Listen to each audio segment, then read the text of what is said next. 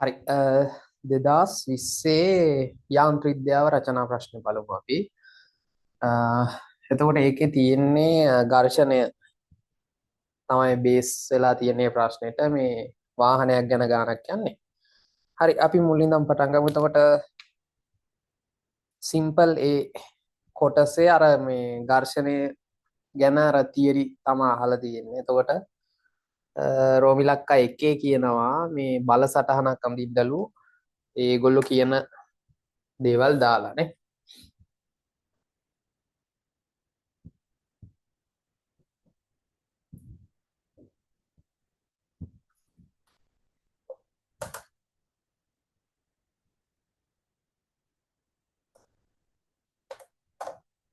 M කියලා වස්තුවක් තියෙනවා. ඒ වස්තුවට P බලයක් දානවා. ඝර්ෂණය එහෙමත් ක්‍රියාත්මක වෙනවා මේ බල සටහන අඳින්න කියලා කියන්නේ.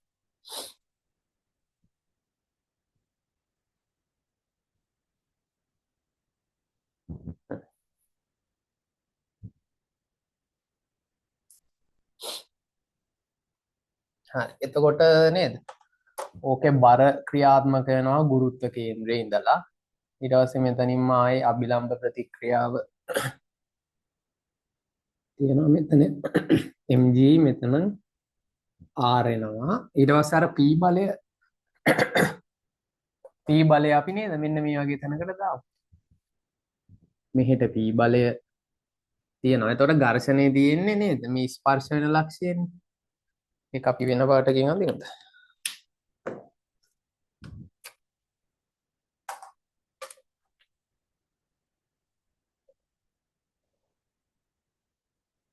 මෙන්න මෙහෙමනේ. ඔන්න ඔය රූප සටහන් තමයි ඒගොල්ලෝ ඉල්ලන්නේ. ඔය රූප සටහනට තමයි රෝමිලක්ක එක අඳින්න කියන්නේ ඕම් ඕක. හරිනේ? ඊට පස්සේ රෝමිලක්කම් දෙක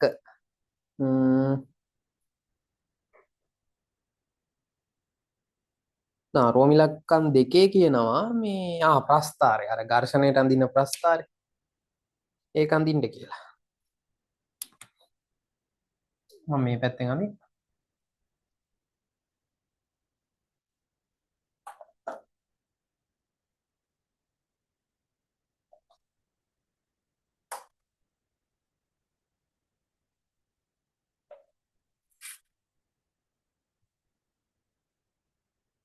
P1 F ඝර්ෂණ බලයට ප්‍රස්ථාරය. හරිද?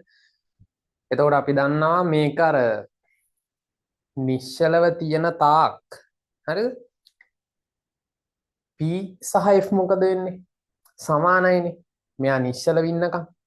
දැන් P බිඳුවේ ඉඳලා වැඩි කරගෙන එනවා. එතකොට මෙයාත් බිඳුවේ ඉඳලා වැඩි වෙලා අර යම් කිසි තැනක් පහ වුණාමනේ මෙයා චලනය වෙන්න ගන්නේ. මං කියන්නේ අර එතනට එනකම් P සහ F මොකද වෙන්නේ? එකම අගයන්නේ හිටින්නේ. එතකොට පොඩ්ඩක් මේ ප්‍රස්ථාරයෙන් දීදී මතක තියාගන්න. එතකොට එකට එකනේ අඳින්න වෙන්නේ නේ. එතකොට මේ ප්‍රස්ථාරය අංශක 45ක් ආසන්න වශයෙන් එන විදිහට අඳින්න ඕන. හරි ඒක මැනලා අඳින්න කියනව නෙමෙයි. නිකන් අර ගෙස් කරලා අංශක 45ක් එන විදිහට ටිකක් කොහොම ඔන්නෝම අඳින්න හොඳේ. ඒකත් පොඩ්ඩක් බලන්න මේ මොකද අර එකට එක එන නිසා මේක 45න් යනවා. හරි. ඊපස්සේ ඔහොම යනවා. ඊට පස්සේ අපි දන්නවනේ මේ ප්‍රස්ථාරය මෙහෙම අඩු වෙලා මෙහෙම යනවානේ. ඕගනේ ඉතින් ප්‍රස්ථාර ඝර්ෂණයේ ප්‍රස්ථාරය ඕගනේ. ඊට පස්සේ ගාන කියන ඉතින් මේ අර සීමාකාරී ඝර්ෂණ බලයයි මේකයි ලකුණු කරන්න කියලා.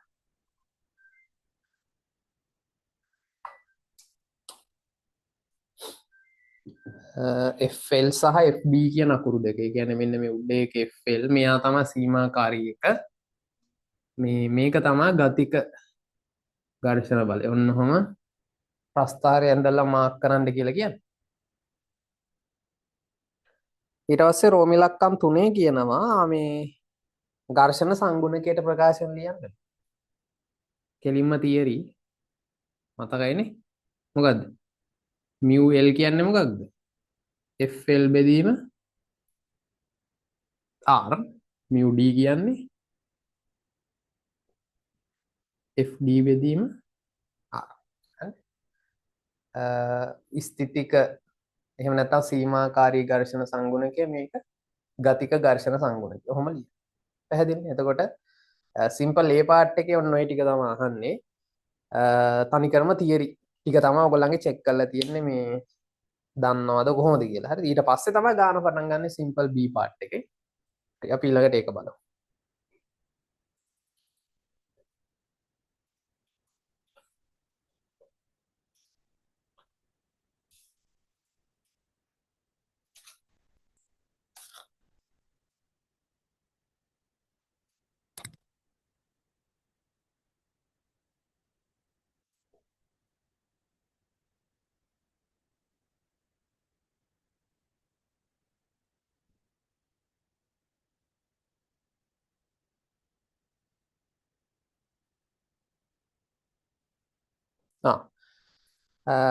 කාර් එකක් යනවා කියලා කියන එකේ මේ ටෝමිලක්ක එකේ කියනවා මේ බල මාක් කරන්න කියලා අර ඝර්ෂණ බල කොහොමද ක්‍රියාත්මක වෙන්නේ කියලා.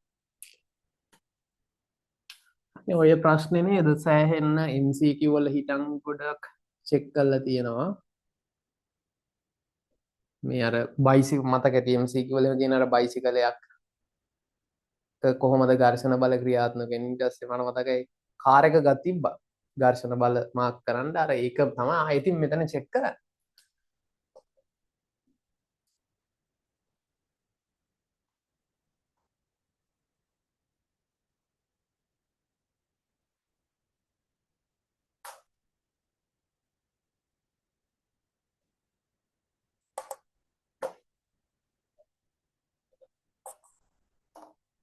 මම ඉතින් කාර් එක කොහොම ඇන්දා මේ AB කියලා රෝද දෙක තියෙන්නේ. හරිද? මෙන්න මෙතන රෝද A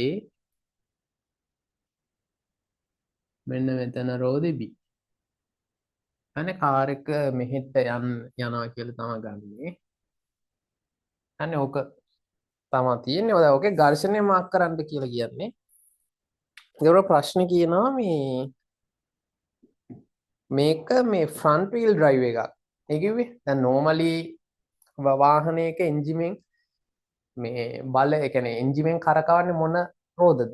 ඉස්සරහද පිටිපස්සේද normally පිටිපස්සේ රෝදනේ. අද එතකොට ඔය ගෙදර වාහනේ උනත් එන්ජිමෙන් බලය දෙන්නේ පිටිපස්ස රෝද කරකවන. ඉස්සරහ රෝද දෙක නිකන් කැරකේ. හරිද? එතකොට මේගොල්ලෝ ගානේ කියනවා මේක එහෙම එකක් නෙමෙයි මේකේ එන්ජිමෙන් දෙන්න බලය දෙන්නේ ඉස්සරහ රෝද දෙක. හරිද? එතකොට පිටිපස්සේ රෝද දෙක තමයි නිකන් යන්නේ. හරිද? එතකොට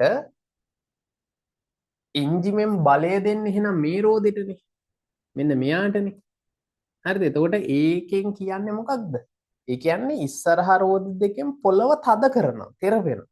කියන්නේ පොළව තෙරපලා පොළව තද කරගෙන තමයි ඉස්සරහට යන්න වෙන්නේ. එයි දැන් එන්ජිමෙන් මේ රෝදෙට බලය දෙද්දි මේ රෝදේ දැන් වාහන ඉස්සරහටනේ යන්න ඕන.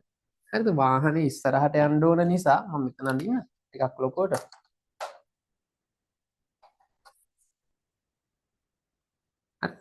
දැන් වාහනේ ඉස්සරහට යන්න ඕන නිසා මේ රෝදේ මෙහෙටනේ කැරකෙන්නේ. එතකොට ඔහොම කැරකෙද්දී මොකද වෙන්නේ? මේ රෝදෙන් මෙන්න මේ හරියේ පොළව මොකද කරන්නේ? තද කරනවා. මෙහෙට තද කරනවා. මම මේක ඇන්දේ පොඩ්ඩක් මෙහෙම. පොළව මෙහෙට තද කරනවා. එතකොට පොළව මෙහෙට තද කරනවා කියන්නේ පොළවෙන් එහෙනම් මේ රෝදේ මත බලය එන්නේ කොයි පැත්තටද? මේ මෙහෙට. වැඩි තේරුණාද? එතකොට මේ රෝදෙන් අර එන්ජිමෙන් බලය දෙන නිසා මේ රෝදේ මේ මත ඝර්ෂණ බලය එන්නේ ඉස්සරහ පැත්තට. ඒක FA නේද මාක් කරන්න කියන්නේ. FA කියලා නේ ඔය FA කියලා මාක් කරන් තියෙනවා. මේක මොකද වෙන්නේ? පිටිපස්සේ රෝදෙට මුකුත් බලයක් එන්නේ නැහැ. හරිද? එතකොට පිටිපස්සේ රෝදෙට බලයක් එන්නේ නැතුනම මේ රූපේ මොකද වෙන්නේ? ඔන්න පිටිපස්සේ රෝදේ. හරිද? දැන් පිටිපස්සේ රෝදේ තමයි මේ ඇන්දේ. එතකොට පිටිපස්සේ රෝදෙට බලයක් එන්නේ නැහැනේ. එතකොට මේ රෝදේ අපි මේක විස්තර කරන්න ගන්නේ මේ රෝදේට බලයක් එන්නේ නැහැනේ. එතකොට පොළව මෙහිම තද වෙන්නේ නැහැ. මේ අපි මේක සලකන්නේ කොහොමද? මේ රෝදේ නිකන් ඉස්සරහට යනවා කියලා හිතන්නකෝ. මේ රෝදේ නිකන් මෙහෙම ඉස්සරහට යනවා නම් එතකොට පොළව තෙරපෙන්නේ කොයි පැත්තද මේ රෝදේ මෙහිම ඉස්සරහට ඇදගෙන යනවා නම් මේ පොළවේ මෙන්න මෙහෙන ඉස්සරහට නේද තෙරපෙන්නේ. මොකද නිකන් ඇදන් යන්නේ. තේරෙනවද? දැන් මෙතනදි සිද්ධිය වෙනස්. මෙතනදි පොළවේ මේ පැත්ත තමයි තද වෙන්නේ. ඒකයි මම මෙහෙම යන්නේ අර පස් ටික නිකන් ගොඩ වෙලා වගේ අර තද වෙච්ච නිසා. හරි. මේක ඉස්සරහට යද්දි ඉස්සරහා පස් ටික තමයි තද වෙන්නේ. මෙහෙම. එතකොට පිටිපස්සේ රෝදෙට ඝර්ෂණය එන්නේ අනිත් පැත්ත. මොකද දැන් මේ රෝදෙන් තද කරන්නේ පොළව ඉස්සරහට. එතකොට පොළවෙන් රෝදෙ තද කරන්නේ අනිත් පැත්ත. හරිද? ඔන්න ඕක තමයි තියරි එක උතන. මෙහෙම. එතකොට මෙයාගේ ඝර්ෂණ බලය එන්නේ මෙන්න මෙහෙම.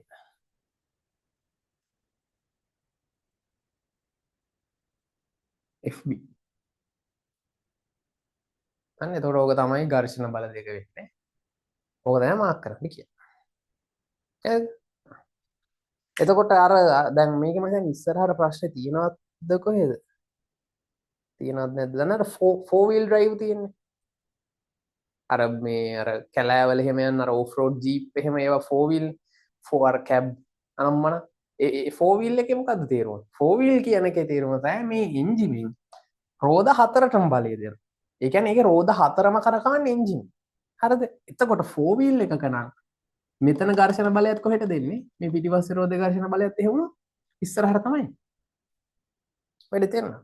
එතකොට මේක යන්නේ 2 wheel drive එකනේ. front wheel දෙක තමයි drive එක මේ ගන්නෙ. මේකේ තව දෙයක් කියන්න ඕන මොකද්ද දන්නවද? මේ අර අපි ගණන් වල ඔය වාහන ගණන් වල යාන්ත්‍ර විද්‍යාවේදී හැම මේ ප්‍රකර්ෂණ බලය කියලා එකක් මාක් කරනවානේ. අර එන්ජිමෙන් බලය දෙද්දී අර මේ සමීකරණය පාවිච්චි කරද්දී P සමානයි FV සමීකරණය පාවිච්චි කරද්දී මේ මතකයේ තිය අපි ඔය කියනවා. මෙහෙම වාහනයක නේද? මේ එන්ජිමෙන් දෙන බලය ප්‍රකාශන බලය කියලා හොම එකක් මාක් කරනවානේ. ඇත්ත කතාව එන්ජිමෙන් බල එහෙම දෙන්න බැහැනේ. එන්ජිමෙන් මෙහෙම කාන්දමක් වගේ ඉස්සරහට යන්න විදිහක් නැහැනේ. හරිද? එන්ජිමෙන් ඔය මේ මෙහෙම ඉස්සරහට බලයක් තියනවා කියලා මාක් කරන්නේ මොකද්ද? එන්ජිමෙන් බලය දෙන්නේ රෝදෙට. අනේ වෙන විදිහකට එන්ජිමේට බලය දෙන්න විදිහක් නැහැ. එන්ජිමෙන් බලය දෙන්නේ රෝදවලට. මේ දැන් මේකට එන්නකො මේ ගන්න. එතකොට මේ ගානේ මේ එන්ජිමෙන් රෝදවලට දෙන්න බලය නේද මේ තියෙන්නේ. මොකද එන්ජිමෙන් රෝදේ කරකවනවා. එතකොට රෝදයෙන් පොළව තද වෙනවා. එතකොට පොළවෙන් රෝදේ තද කරනවා ඉස්සරහට. නේද? හරි. එතකොට ඔය එන්ජිමෙන් බලය දුන්නා කියන්නේ මෙන්න මේ බලය හදාගන්න එක. හරිද? එතකොට අර ගණන් වල ඇත්තටම අර ලේසියට ඔහොම මේ ප්‍රකර්ෂණ බලය කියලා මාක් කරන්නේ ඇත්තටම මොකක්ද දැන් තේරුම් ගන්න. ඇත්තටම මේ මාක් කරන්නේ මෙන්න මේ F එක. මේ රෝදේ මත ක්‍රියාත්මක වෙන F එක තමයි මෙතනට අපි එන්ජිමට දාන්නේ නිකන් ලේසියට වැඩිය. නිකන් ඔහේ දාන අර රූපේ ඇඳලා නිකන් ලේසියට දාන දෙයක් තමයි මේ එන්ජිමේ ප්‍රකර්ෂණ බලය. අය ඇත්තටම එහෙම දෙයක් නැහැ. ඔය ප්‍රකර්ෂණ බලය කියලා අදහස් කරන්නේ මේ මෙයා. ඇත්ත කතාව. අනේ ඒකත් නිකන් අමතර දෙයක් හැටියට කිව්වේ. ගාන කියන්න ඕක රූපය අඳින්න කියලා. ඇඳලා මේ තමකද කියන්නේ FA ඒ ප්‍රශ්නෙම කියනවා FA සහ FB හි විශාලත්ව සසඳන්න.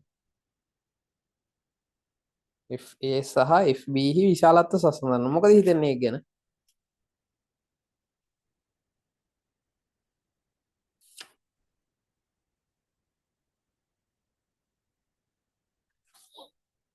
FA සහ FB හි විශාලත්ව සසඳන්න කිව්වම එතකොට මොකද්ද ලොකු වෙන්නේ?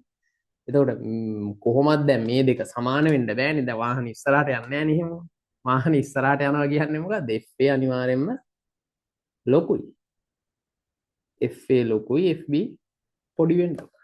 මොකද FB ලොකු වෙන්නත් බෑ එහෙනම් ඉතින් වාහනේ යන්නේ නැහැ නේ ඉස්සරහට.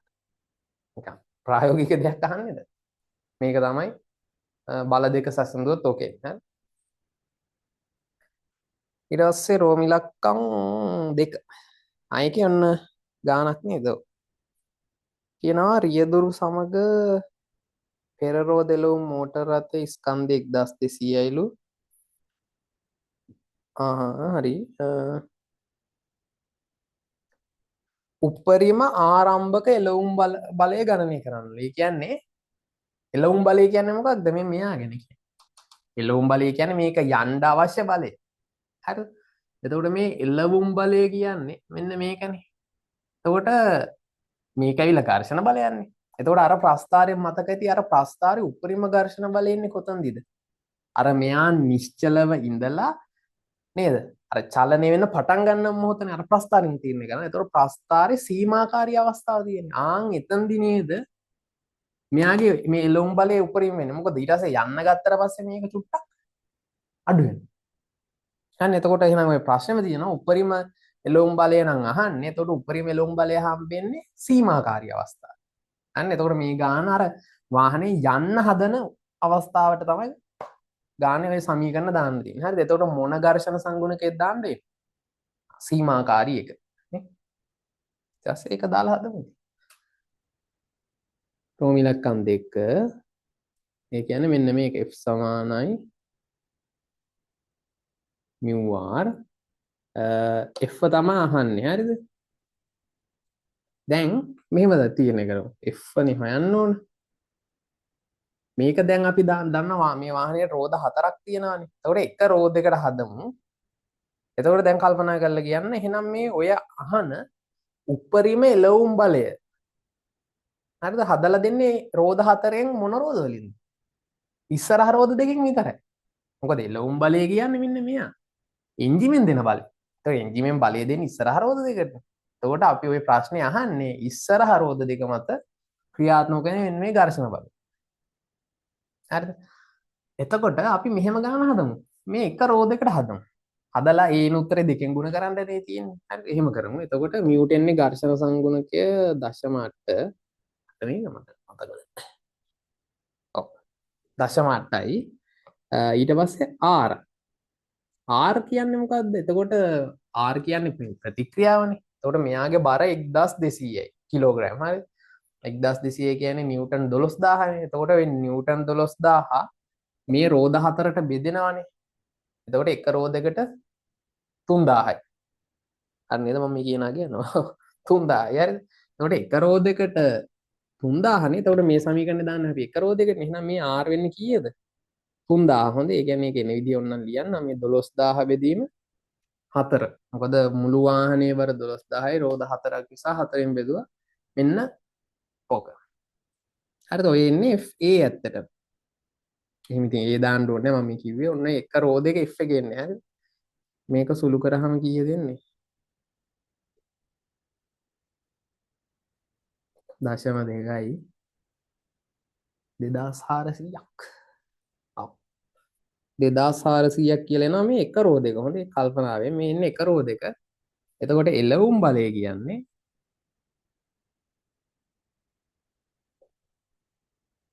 මේකේ දෙගුණය. කියන්නේ 4800. මේක තමයි උත්තරය.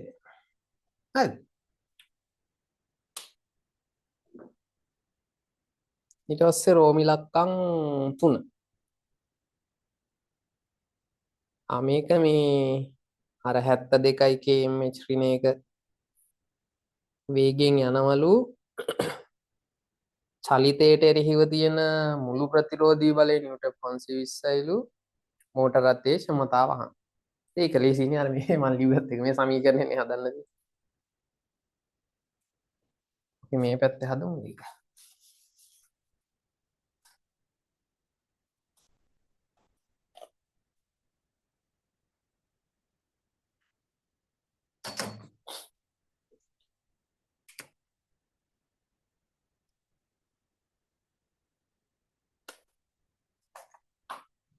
මම නිකන් පොඩි චූටි රූපයක් අඳින්නම් මේ තියෙන වාහනේ හරි නිකන් රවුමක් යන වාහනේ මුළු ප්‍රතිරෝධී බලය කියන්නේ ඝර්ෂණයද වාත ප්‍රතිරෝධය ඔක්කොම හරිද මුළු ප්‍රතිරෝධී බලය නිව්ටන් 520යි හරිද නිව්ටන් 520යි එතකොට අපි දන්න ඕක ඒකාකාර ප්‍රවේගයෙන් යන්න නම් මේ වාහනේ මේ සම්ප්‍රයුක්ත බලය කීය වෙන්න ඕන බිඳුවෙන් දෙව. ඒ කියන්නේ එහෙනම් මේ වාහනේ එන්ජිමෙන් ඉස්සරහට දෙන්න ඕන බලයත් කීය වෙන්න ඕන 520 වෙන්න දෙව. නැත්තම් ඉතින් බෑනේ. එතකොට මේක යන්නේ ඒ 72ක වේගෙන් 72 කියන්නේ ms ඍණ එක කීයද ඒක? හදලා ගන්න වෙනවනේ අපිට. SI යුනිට් වලින් නේ යන්න වෙන්නේ. 1000න් ගුණ කරලා 3600න් බෙදන්නනේ තියෙන්නේ. හරි එතකොට කීය දෙන්නේ මේක? 20යි නේ. 20 නේ. හරි ඒ කියන්නේ මෙයා යන්නේ 20යි ms ඍණ එක ඒකාකාර ප්‍රවේගයෙන් ක්ෂමතාව වහන. P සමානයි FV 520යි වේගය 20යි.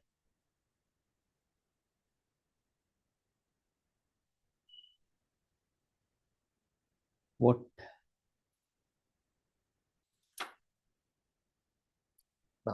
දැන් මේක තමයි උත්තරේ. තේරුණාද? ඊට පස්සේ රෝමිලක්කම් 4. එතකොට මේකම තමයි මේ වාහනේම මේ යනවලු ආනත පාරකනේ. ආනත පාරක යනවලු.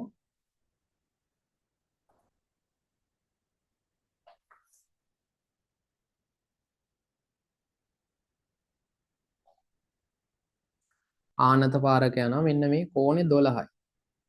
මේ කෝණේ අංශක 12යි. මේ වාහනේ මේ දැන් ඔය වෙලාවේ තියෙන ප්‍රතිරෝධී බලය ප්‍රතිරෝධී බලය 200යි. හරිද? එතකොට ප්‍රතිරෝධී බලය 200යි කියන්නේ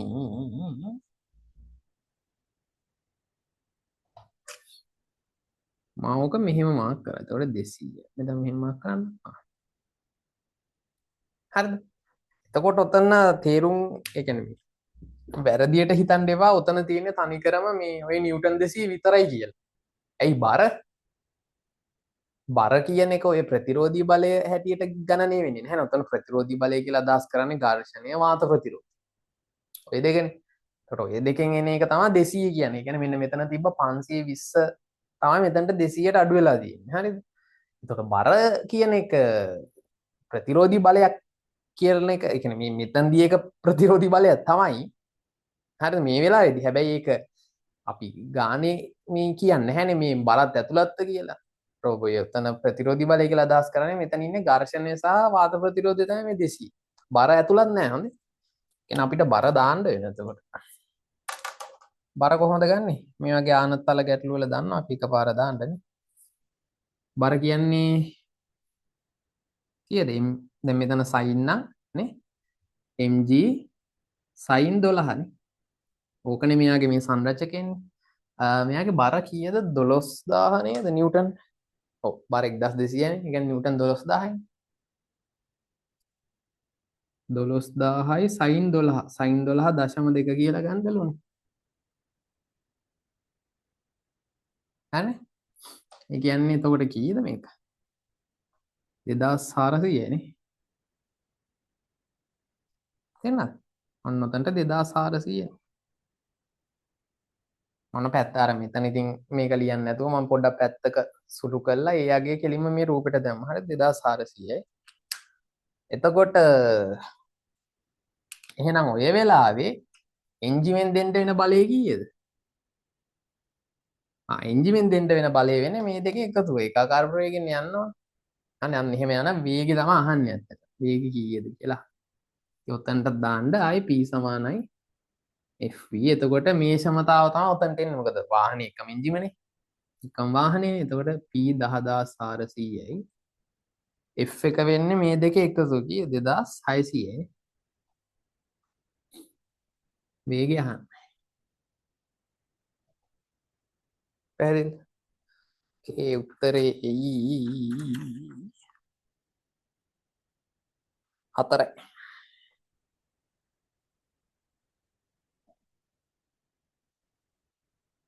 තේරුණාද? ඔන්න ඕක තමයි අහන්නේ. එතකොට ආයේ ඊළඟට රෝම ඉලක්කම් 5 තමයි හදන්න තියෙන්නේ. හරි අපි 5ට යන්කෝ.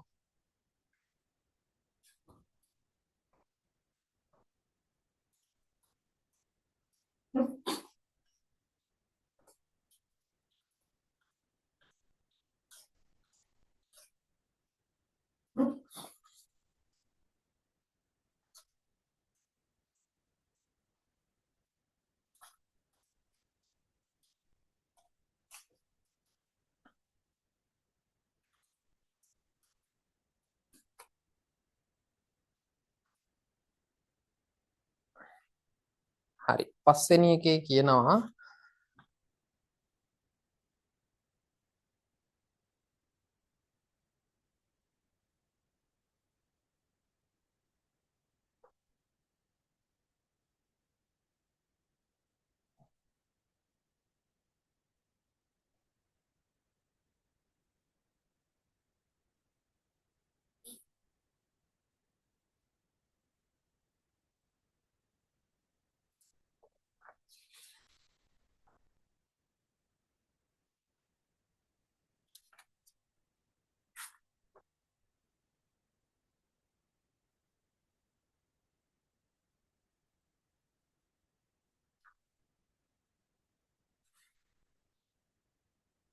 හරි මේක කියන්නේ අර බාධකයක් පේනවලු මීටර් 35ක දුරින් ඒ වෙලාවට ටක් ගාලා බ්‍රේක් කරනවා කියලා කියන්නේ මෙයා අර 20ක වේගෙන්ම යමින් ඉන්න වෙලාවක වෙන්නේ මේකේ අහන්නේ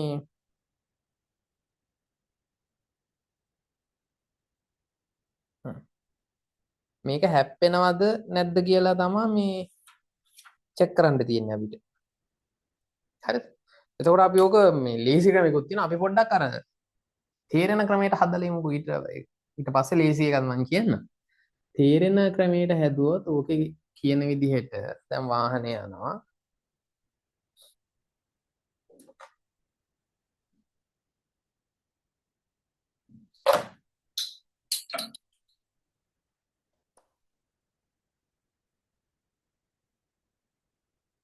මෙන්න මෙතන බාධකයක් තියෙනවා.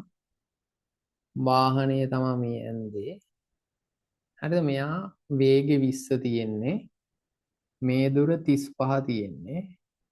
මෙන්න මෙතනදි බ්‍රේක් ගහනවා කියලා කියන්නේ.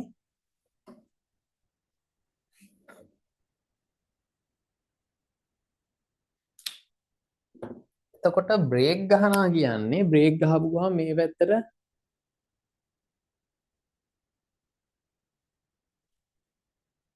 ඝර්ෂණය එනවනේ.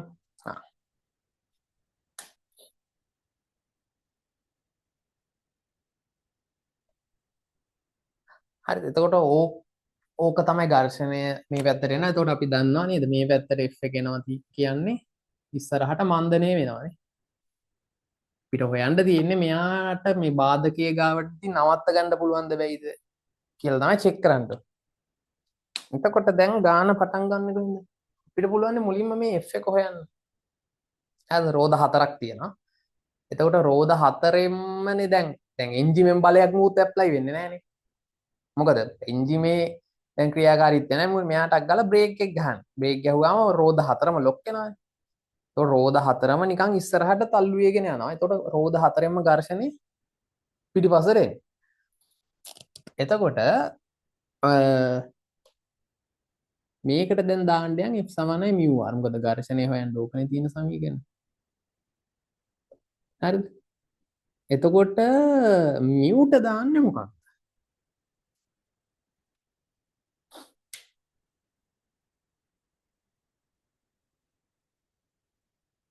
දශම පහනේ ඒකේ කතා දෙකක් නැහැ නේ මේ.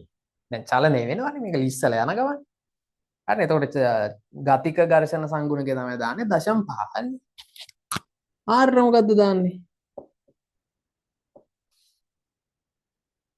අපි දැන් මේ ගාන හදන්නේ මුළු වාහනේටමනේ.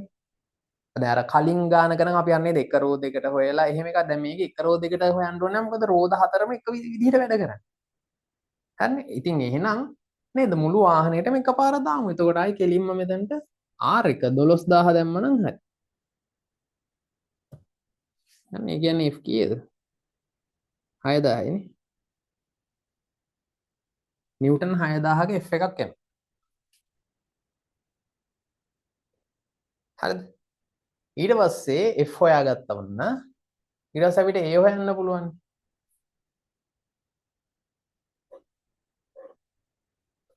ඒක හොයන්න පුළුවන් වාහනයට දාමු F සමානයි MA 6000යි M 1200යි A.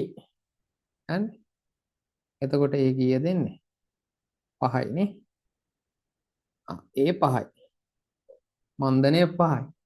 ඉතින් අපි බලමු 20ක වේගෙන් ඉන්න කෙනෙක් මීටර් 35කදී මේ මන්දනයට ලක් වුණොත් මෙතනදී නවතීද කියලා. ඉතින් මම මෙහෙම කරන්න. ඔය සිද්ධියට මම මේ චලිත සමීකරණය දාන්න. හරිද? මං හිතන්නම් මෙහෙම. දැන් මේක කොයි වෙලාවෙ හරි නවතිනවනේ මන්දනෙන් ගිහිල්ලා. මං ඒ නවතින තැනට මේ විදිහට ගියොත් නවතින දුර හොයන්නයි යන්නේ. හරිද? ඒ කියන්නේ මම දැන් ගන්න මෙයා කොයි වෙලාවක හරි නවතිනවනේ. ඒ නවතිද්දි අවසාන ප්‍රවේගය බිඳුවයි. ආරම්භක ප්‍රවේගය 20 තියෙන්නේ 20 වර්ගය කියන්නේ 400යි. මන්දනය 5යි. මම මේ හොයන්න යන්නේ මෙන්න මේ S එක. ඒ කියන්නේ මෙයා මේ විදිහට බ්‍රේක් ගැහුවොත් කොච්චර දුරකින්ද නවතින්නේ කියලා. ඒක 35ට වඩා අඩු වුණොත් වැඩේ හරිනේ. ඒක බලන්න චෙක් කරන්න යන්න. ඒකට මෙතන එනවා 10යි S සමානයි 400යි. ඔව්. S සමානයි 40යි. මොකද වෙන්නේ? ඒ කියන්නේ මේ විදිහට වාහනේ බ්‍රේක් එක වැදුනොත් මේ වාහනේ නවතින්නේ මීටර් 40ක් ගිහිල්ලා. ඉතින් බාධකේ තියෙනවානේ මීටර් 35ක්. ඒ කියන්නේ ඒක හැප්පෙනවා. තේරුණාද? ඉතින් ඔන්න ඕක තමයි අහන්නේ මේගොල්ලෝ. හැප්පෙනවද නැද්ද? හැප්පෙනවා. හරිද? දැන් ඔක තේරුණානේ. ඒක ලේසියෙන්ම තේරෙන ඔන්න විදිහට හැදුවාම. හැබැයි ටිකක් දිගයිනේ. මේක ඉතින් එකපාර හදන්න පුළුවන් මේ ශක්ති සංසිඳිය. හරිද? එකපාර හදන්න පුළුවන්. ඒකත් මම කියලා දෙන්නම්. කොහොම හැදුවත් හරි. හරිද? මේක ශක්ති සංසිතියෙන් කල්පනා කරොත් දැන් මේ වෙලාවේදී මේ මෙයාගේ තියෙන ශක්තිය මොකද්ද? බ්‍රේක් ගහන්න කලින් මෙයාගේ තියෙන තනිකරම චාලක ශක්තියනේ. භාගයයි mv වර්ග. ඊට පස්සේ දැන් මේක බ්‍රේක් ගහලා නවතිනවා කියන්නේ අර උගේ තිබ්බ චාලක ශක්තිය තනිකරම වැය වෙන මොනවටද? මෙයාගේ ඝර්ෂණයට එරෙහිව කාර්ය කරන්න නේ. ඉතින් ඔන්න ශක්ති සංසිඳින්න දාමු නම් මෙහෙම. මම ගන්නම් මෙහෙම. ආරම්භයේ ශක්තිය භාගයයි mv වර්ග. එතකොට මම මේ ඊළඟට එහා පැත්තට එන්නේ ඝර්ෂණයට එරෙහිව කරන කාර්යනේ. එතකොට ඝර්ෂණයට එරෙහිව කරන කාර්ය වෙන මම මෙහෙම ගන්නම්. ඝර්ෂණයේ F මේක හෙව්වා. දැන් මෙයා ගිහිල්ලා නතර වෙන දුරක් තියෙනවානේ. ඒ දුර මං S කියලා ගන්නම්. එතකොට ඝර්ෂණයට එරෙහිව කරපු කාර්යය වෙන්නේ Fs නේ. ඔන්න ප්‍රකාශනය. දැන් මම මෙතනිනුත් හොයන්න යන්නේ S එක. හොයමු. වාහනේ 1200යි V 20 වර්ගය 400යි F එක 6000. 6000යි මෙන්න මේ S එක තමයි මම හොයන්න යන්නේ. හරිද? කීය දෙන්නේ?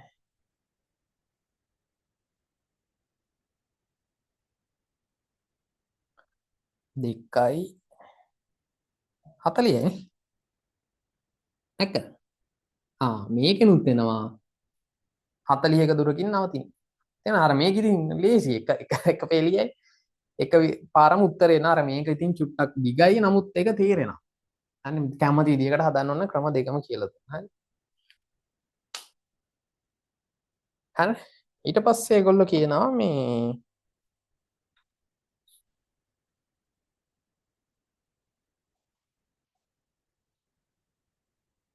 අර ABS තියනවලු මේ වාහනේට. ප්‍රොමිලක්කම් දෙකේ කියන්නේ. AB ඊළඟ එතනම ගානෙත් කියන මොකද්ද මේ ABS කියන්නේ කියලා ඔක අහලා ඇති ඔය වාහන තියෙනකොට නේද ඔය ABS සිස්ටම් ABS තියනවා කියලා කියන්නේ ඇන්ටි ලොක් බ්‍රේක් සිස්ටම් කියලා කියන්නේ. අන්න ඒකෙන් මොකද්ද වෙන්නේ කියලාත් උතන තියෙනවා. හරිද? අහන්නේ එතකොට ABS තියෙනවා නම් මේ වාහනේ කොච්චරක දුරකින්ද නවතින්නේ කියලා අහන්නේ. හරි?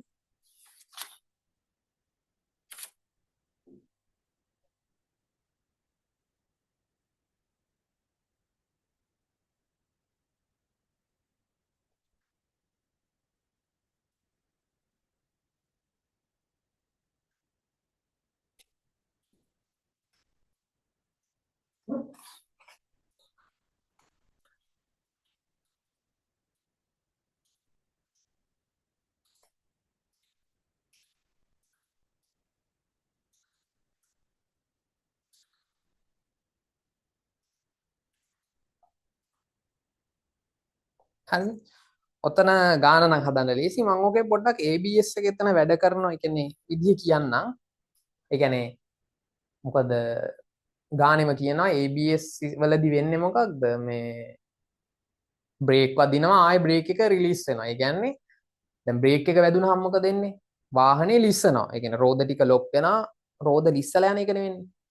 ඊට පස්සේ ඒ ABS තියනවා නම් වෙන්නේ මොකද්ද? ලිස්සනවා ඊට පස්සේ ආයෙ පෙරලෙන්න දෙනවා. ආයෙ ලිස්සනවා ආයෙ පෙරලෙන්න දෙනවා.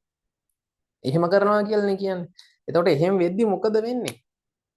දැන් මතකද මේ භ්‍රමණ චලිතේ යාන්ත්‍ර විද්‍යාව භ්‍රමණ චලිතයේදී ඔයගලන්ට උගන්වනවානේ පෙරළුම් චලිතය කියලා එකක්. මතකද? පෙරළුම් චලිතය කොහොමද ගන්නෙ? පෙරළුම් චලිතය ගන්න අපි ওই චලිතය කඩා ගන්නවා කෑලි දෙකකට. මොන හැටියද? නේද? මේ රෝදේ රේඛීයව චලනය වෙනවා කියලා හිතලා මෙයාගේ රේඛීය චලිතය කියලා අවස්ථාවක් ගන්නවා. හරිද? ඊට පස්සේ රෝදේ යන්නේ නැහැ එක තැන කැරකෙනවා කියලා මේ භ්‍රමණ චලිත අවස්ථාවක් ගන්නවා. ඔය දෙකේ එකතුවනේ පෙරළුම් චලිතය කියලා ගන්න. ඔක් කතා කරලා තියෙන්නේ එතකොට. හරිද? ඒතර මතක ඇති මතකද මේ රෝදේ නේද? මෙහෙම තැන් හතරක දැන් මෙයා v වේගෙන් නම් යන්නේ. එතකොට මේ ලක්ෂ හතරෙම වේගෙ මොකද වෙන්නේ? v. අනේ දැන් මෙයා මේක පෙරලෙනවා නම් මේ ලක්ෂ හතරේ වේගෙ මොකක්ද? සෝරි. භ්‍රමණය වෙනවා කියලා ගත්තොත් මේ ලක්ෂ හතරේ වේග මොනවද දෙන්නේ? මෙහෙට v මෙහෙට v මෙහෙට v මෙහෙට v. මතකනේ ඔක ගන්නන භ්‍රමණ චලිතය. හරි. එතකොට මෙන්න මේ දෙන්නගේ එකතුව තමයි පෙරළුම් චලිතය කියන්නේ. එතකොට මොකද වෙන්නේ? මෙන්න මේ ලක්ෂ්‍ය වේගය දැන් මේ දෙන්නගේ එකතුව 2v වෙනවා. හරිද? මෙතන 2v වෙනවා. දැන් මෙතන මොකද වෙන්නේ? මෙන්න මේ වගේ පැත්තකට හිටින්නේ මේ දෙන්නගේ සම්ප්‍රයුක්තය. මෙයාගේ ඔන්න ඔය වගේ පැත්තකට. මෙතන මොකද වෙන්නේ? මෙතන බිඳුවයි. නේ? කැපිලා යනවා. එතකොට මේ පෙරලෙන අවස්ථාවක චලිතය ඔන්න ඕක. පෙරළුම් චලිතය කියන්නේ ඔන්න ඕක. හරිද? එතකොට දැන් මේක කිව්වේ දැන් ඔතන ගානේ කියනවානේ ABS ඇප්ලයි වෙනවා කියලා. එතකොට ඇන්ටි ලොක් බ්‍රේක් සිස්ටම් එකේදී වෙන්නේ මොකක්ද? බ්‍රේක් වදිනවා. බ්‍රේක් වැදුනහම වෙන්නේ මොකද්ද? රෝද හතරම ලොක් වෙනවා. ලිස්සලා තමයි යන්නේ. හරිද? එතකොට ඒ වෙලාවේදී දැන් අපි මේ රෝමිලක්කම් පහේ ගාන හැදුවේ එහෙම එකක් නේ ලිස්සලා යනවා එකන්නේ. එතකොට ලිස්සලා යද්දී ඇප්ලයි වෙන්නේ මොන ඝර්ෂණයද? ගතික ඝර්ෂණය. මොකද චලනය වෙනවානේ. හරිද? ඊට පස්සේ ඇන්ටි ලොක් බ්‍රේක් සිස්ටම් එකේ මොකද කරන්නේ? ඊට පස්සේ බ්‍රේක් එක අතාරිනවා. බ්‍රේක් එක අතෑරියහම මොකද වෙන්නේ? දැන් රෝදේ ලිස්සන්නේ නැහැ. දැන් ආයෙ රෝදේ කැරකෙනවා. පෙරලෙනවානේ. එතකොට රෝදේ පෙරලෙද්දී මේ මෙන්න මෙතනදී මොකද වෙන්නේ? රෝදේ පෙරලෙන වෙලාවේදී මේ රෝදේ පොළව එක්ක ස්පර්ශ වෙන ලක්ෂය මොකද? නිශ්චලයිනේ. තේරුණාද? මේ වෙලාවේදී මේ ලක්ෂය නිශ්චලයි. ඒ කියන්නේ ඔය වෙලාවේදී ඔන්න ඔය ලක්ෂයට ඇප්ලයි වෙන්නේ මොන ඝර්ෂණ බලයද? සීමාකාරී ඝර්ෂණ බලය. මොකද මේක නිශ්චලයි නම් ඉතින් නිශ්චල වස්තුවකට ඇප්ලයි වෙන්නේ සීමාකාරී ඝර්ෂණ බලයනේ. ඒ කියන්නේ මේ වෙලාවේදී ඇප්ලයි වෙන්නේ සීමාකාරී ඝර්ෂණ බලය. ඊට පස්සේ ආයෙ මොකද වෙන්නේ? ආයෙ බ්‍රේක් එක තද වෙනවා. බ්‍රේක් එක තද වුනහම ආයෙ මෙතනට ඇප්ලයි වෙනවා ගතික ඝර්ෂණ බලය. ඊට පස්සේ ආයෙ බ්‍රේක් එක රිලීස් වෙනවා. එතකොට ආයෙ සීමාකාරී ඝර්ෂණ බලය වෙනවා. එහෙනම් ඔන්න ඕක කලවමේ ඔහොම තප්පරයට මම හිතන්නේ 20 පාරක් විතර ඒ කියන්නේ ඇන්ටි ලොක් බ්‍රේක් සිස්ටම් එකේ වෙන්නේ තප්පරයට 20 පාරක් විතර ඔන්න ඕක වෙනවා මාරු වෙනවා දඩබඩ දඩබඩ. හරිද? එහෙම වෙද්දි මොකද වෙන්නේ? ඔන්න ඕක වෙන්නේ. ඒ කියන්නේ මේ රෝදේට ඇප්ලයි වෙනවා ස්ථිතික ඝර්ෂණ බලය මේ කියන්නේ සීමාකාරී ඝර්ෂණ බලය ගතික ඝර්ෂණ බලය. සීමාකාරී ඝර්ෂණ බලය ගතික ඝර්ෂණ බලය. ඒ කියන්නේ අර ඝර්ෂණ බල දෙක මාරු වෙවි ඇප්ලයි වෙනවා. එතකොට මොකද වෙන්නේ? දැන් ගතික ඝර්ෂණ බලයේ මියු කීයද? 0.5නේ ගානේ දෙන්නේ. ස්ථිතික ඝර්ෂණ බලය කීයද? ඒ කියන්නේ සීමාකාරී ඝර්ෂණ බලය කීයද? 0.8නේ. එතකොට මේ ABS ඇප්ලයි වෙද්දී ඔය රෝදෙට මේ චලිත දෙකම අහු වෙනවානේ. එතකොට ABS ඇප්ලයි වුණාම සඵල ඝර්ෂණ සංගුණකේ මේ දෙන්න අතරගයක් වෙන්න එපා. ඒක තමයි ගාන කියන්නේ ඒක 0.75. වැඩේ තේරෙනවද? ඒක නිකම්ම අමතර කතාවක් කිව්වේ. ඕක ඕනේ නැහැ ගාන හදන්න. අර ගාන හදන්න ඔය මුකුත් ඕනේ නැහැ. මේ එකපාර හදලා දාන්න පුළුවන් මොකද?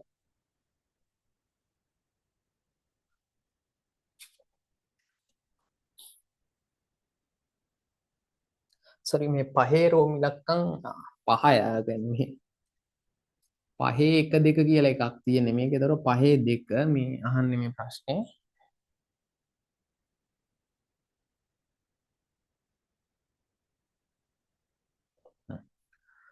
ආයෙත් අර පහේ එකට හැදුවා වගේම ආයෙ හදන්න තියෙන්නේ මේ. ඉතින් මේක අපි අර ලේසි ක්‍රමයට හදමුනේ.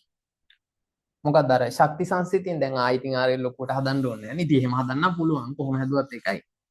පහේ එකේ ගාන හදන විදිහටම ආයෙ හදන්න තියෙන්නේ. අපි ශක්ති සංසිතියෙන් හදලා දාමු. භාගයයි mv වර්ග fs මේක 400යි f එක f එක හොයන්න බෑ. මම පැත්තකින් හොයන්නද f එක මෙතනින් හොයමු. f කියන එක දැන් හොයන්න බෑ මොකද mu වෙනස් වුණානේ. මම මෙතනින් f එක හොයන්නම්. mu 0.75යි දැන්. r එක වෙන්නේ එතකොට 12000. කියන්නේ 4න් 3යි 9000යි. නිව්ටන් 9000ගේ f එකක්. හරි f 9000යි ඉන්නේ. එතකොට මේක හොයන්න ඕන 9000යි s. මෙන්න මේ s හැවුවනම් හරි. කීය දෙන්නේ? ඒක නම් දශම ගානක් එන්නේ නේ. මම උත්තරේ බලලා දාන්න. මාකින් එකේ තියෙන්නේ 26.7 කියලා. මේක සුළු කරලා බලන්න ඒකේ නෙවෙයි. 26.7යි මීටර්. දැන් අවුලක් නැහැ නේ. ඇයි 35න්නේ බාධකයේ තියෙන. ඉතින් 26 දී වාහනේ නතර වෙනවා. දැන් එතකොට ඔය රෝම ඉලක්කම් පහෙන් තේරුම් ගන්න අර normal brake system එකකයි ABS වලයි වෙනස. එකම ගාන. අනේ normal brake තිබ්බනම් ඌ මෙලහකට මැරලා. හරි ABS වල වටිනාකම ඕක. අර හදිසි අවස්ථාවක බ්‍රේක් ගැහුවාම ඉක්මනට නතර කරගන්න ABS උදව් වෙනවා. තේරුණා? අනේ ඊට පස්සේ මොකක්ද?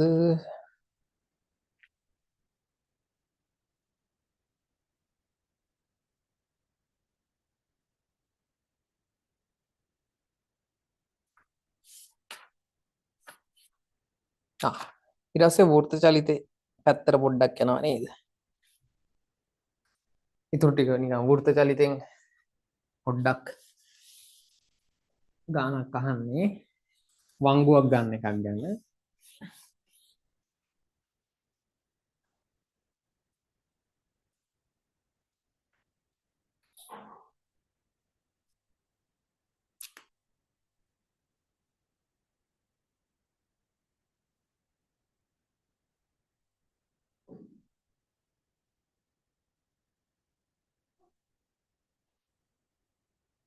මේ වාහනේ මේ රෝද දෙක කියන්නේ වාහනේ ඉස්සරහට එනවා මේ රෝද දෙක නිකන් යන්නේ මම චිත්‍රය ගණන් ගන්න එපා මේ මෙහෙම ඔය පාරේ කොහම වංගුව ගන්නවා මේ වාහනේ මෙහෙට එන්නේ මේ ඉස්සරහා රෝද දෙක යන්නේ. එතකොට ඔය වෙලාවේදී මොකද වෙන්නේ? ඝර්ෂණය මෙතන තියෙන ඇත්තටම අර අපි දැන් ගානේ උඩ හරිය කතා කරේ ඝර්ෂණය මොකද්ද? අර රෝද ඉස්සරහටයි පස්සටයි තියෙන ඝර්ෂණයනේ. මේ වංගුව ගනිද්දි මොකද වෙන්නේ? ඒ ඝර්ෂණයට අමතරව මෙතනදිත් ඝර්ෂණයක් වෙනවා. අපි ඒකට කියනවා පාර්ශ්වික ඝර්ෂණ බලයක් කියලා කියන්නේ. මොකද්ද මේ රෝදෙන් මෙන්න මෙහෙටනේ. මොකද මේ වාහනේ ලිස්සන්න බලන්නේ කොහෙටද? වංගුවෙන් එළියටනේ. ඒතර වංගුවෙන් එළියට ලිස්සන්න බලද්දි නේද? මෙන්න මේ රෝද වලින් මේ වංගුව පැත්තට ඝර්ෂණය වෙනවනේ. රෝද හතරෙන් වෙනවා එකක්. අනේ අර ඝර්ෂණය නැතුව නෙමෙයි. අර කියන්නේ ගානේ උඩ හරිය අපි කතා කරන්නේ රෝද ඉස්සරහට පස්සට තියෙන ඝර්ෂණය. ඒවත් තියෙනවා. ඒවත් තියෙන වෙලාවේ වංගුව ගනිද්දි මෙහෙමත් ඝර්ෂණ බල එනවා. රෝද හතරෙන්ම වංගුව පැත්තට. හරිද? මේ වංගුවේ කේන්ද්‍රයේ පැත්තට කොහොම එනවා? ඔන්න ඔතන මේක පෙරලෙන්නේ නැතුව යන්න පුළුවන්. මේක තමයි අහන්නේ. වෘත්ත චලිතයේදී ඔය ගණන් හදනෝනේ අපි. එතකොට මෙයාගේ දත් ඔක්කොම දීලා තියෙන්නේ වංගුවේ හරය 18යිලු මෙහිදී මෙහිදී ඝර්ෂණ සංගුණකයේ B වල ඝර්ෂණ සංගුණකයම ගන්නලු. කීයද ගන්න ඝර්ෂණ සංගුණකේ?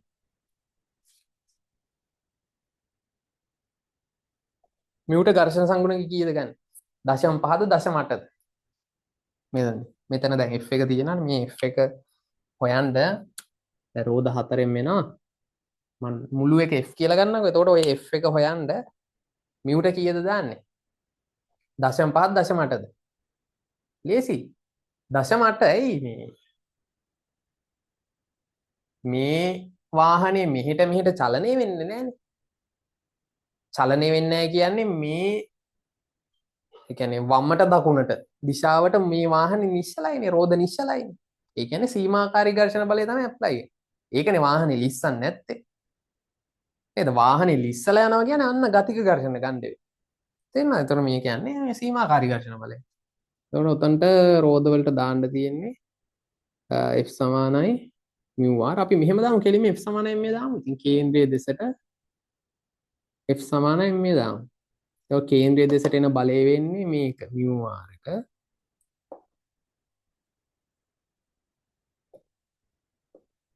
හරි තෝරන්නේ ඕකනේ.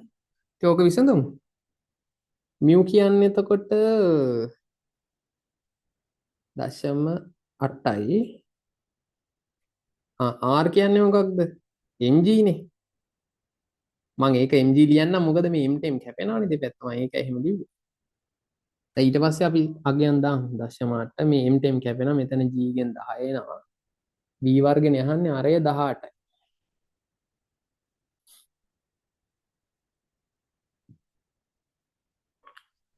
කී දෙන්න බලන්න.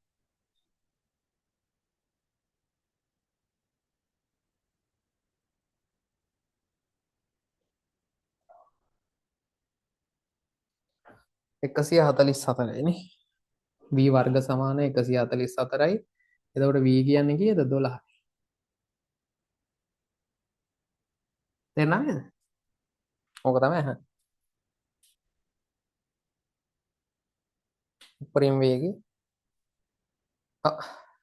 12යි. හරි නේද? එතකොට ඕක තමයි සම්පූර්ණ ගාන. ලේසි ගාන. ගාන නම් ලේසි. මේ අර ඔතන ළමයෙක්ට ඔය ප්‍රශ්නේ වැරදුනොත් අර දෙන්නේ අර ගතික ඝර්ෂණ සංගුණකයේද ස්ථිති සීමාකාරීකද ගන්න කියන අර කියන්නේ 0.8 0.5 පැටලුනොත් එහෙම වැරදුනොත් තමයි නැත්තම් ගාන ලේසියි. හරිනේ?